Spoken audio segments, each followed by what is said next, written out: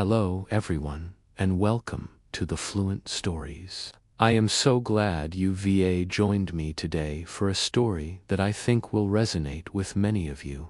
It's all about discovering your unique strengths and understanding how dedication, practice, and a little bit of passion can unlock your path to success. So, get comfortable and let's dive into our story.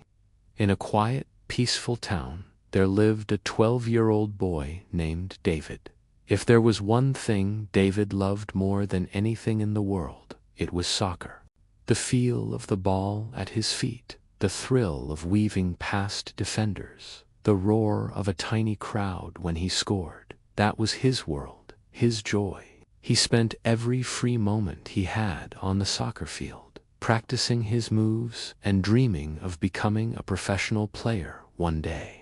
However, life wasn't all about soccer. There was also school, and specifically, there was math. One sunny afternoon, David came home with his report card, and a heavy cloud seemed to follow him. He had received a poor grade in math. Again, his heart sank, especially when he thought about his best friend, Matt. Matt was a genius when it came to numbers. It seemed like he didn't even have to try.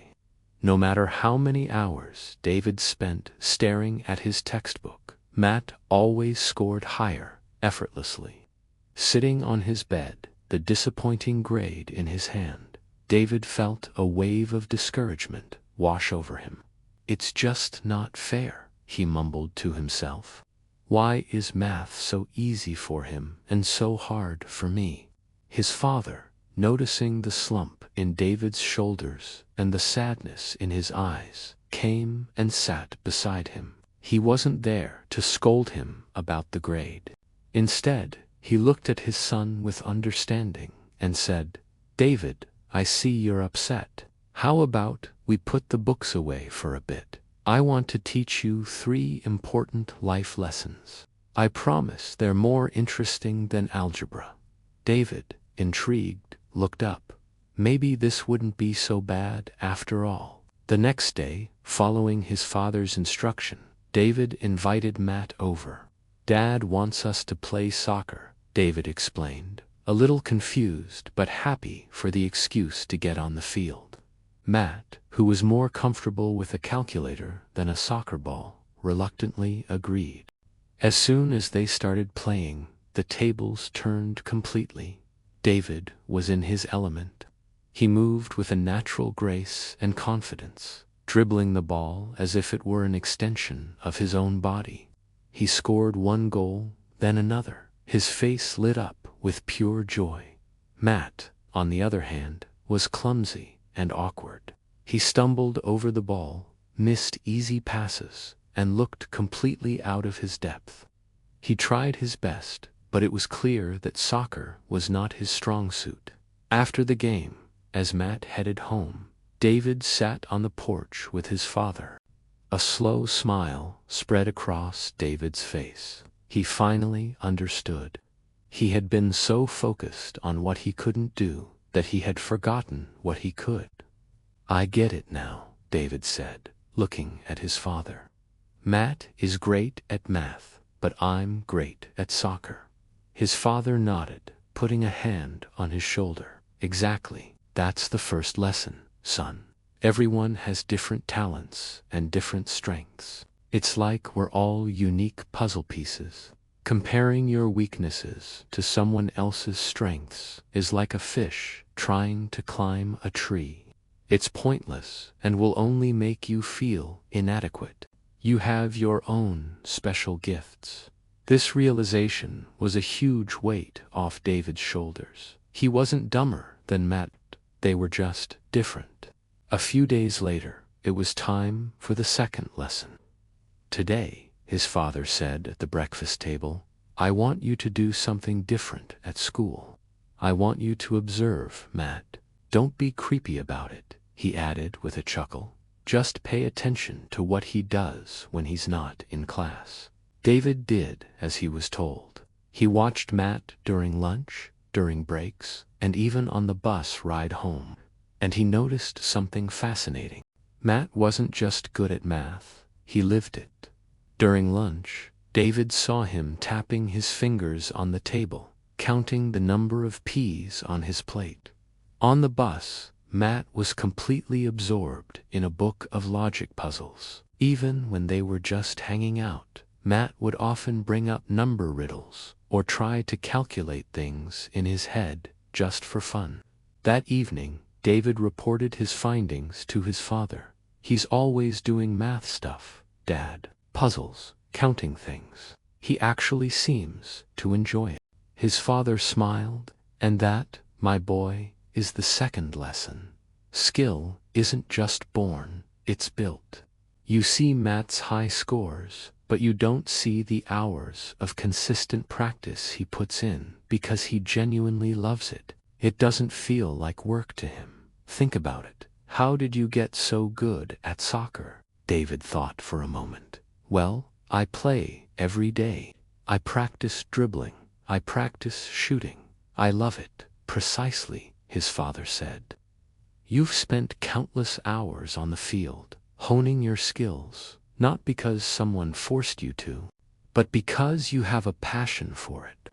Matt does the same with numbers. True skill is the result of consistent practice, fueled by genuine enjoyment.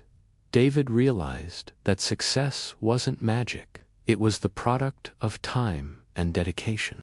Matt's talent wasn't just a gift, it was a skill he had nurtured every single day.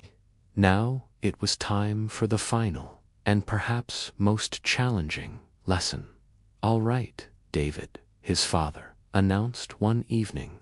"You believe Matt is about 3 times better at math than you, right?" David nodded glumly. "Okay, then for your final lesson, I have a challenge. Tonight, I want you to study math 3 times harder than you normally do. Match his perceived advantage with your effort." Determined to prove he could do it, David sat at his desk, surrounded by his math books. He read the chapters, he worked through the problems, he checked his answers. He pushed himself harder than ever before. For the first hour, his focus was sharp. But as the second hour crept in, his eyelids started to feel heavy. The numbers on the page began to blur. He fought to stay awake, but his mind kept wandering to the soccer field. Before he knew it, his head was resting on his textbook, and he was fast asleep. The next morning, David confessed his failure to his father. "I couldn't do it, Dad. I tried, I really did, but I just got so tired and bored. I can't force myself to study that hard." His father didn't look disappointed. Instead, he smiled warmly. "And that is the third and most important lesson. Mastering something you don't enjoy is one of the hardest things in the world. It requires immense discipline and willpower. But when you love what you do, discipline feels effortless. It doesn't feel like a chore. It feels like a choice, a passion," he continued. "David, you have 2 paths to becoming truly skilled at anything in life. The first path is to study what you love, like you with soccer, or Matt with math. When you have that passion, the practice and dedication come naturally. The second path is to learn to love what you study. Sometimes we have to do things we don't initially enjoy, like your math homework. In those cases, the challenge is to find a way to make it interesting, to find the why behind it, to learn to appreciate it. Only then can you put in the necessary effort without it feeling like a burden." From that day forward, David's perspective changed completely. He finally understood that success wasn't about being born a genius. It was a combination of passion, practice, and patience. He stopped comparing himself to Matt and started focusing on his own journey. He continued to pour his heart into soccer, his skills growing better each day. And while math never became his favorite subject, he approached it with a new attitude. He tried to find the fun in it, treating problems like puzzles, and he wasn't so hard on himself when he struggled. He knew that, just like with soccer, improvement would come with time and consistent effort. So, what can we take from David's story? Just like him, each of us has our own unique set of strengths and passions. The key is to find what you love, what makes you feel alive, and dedicate yourself to it.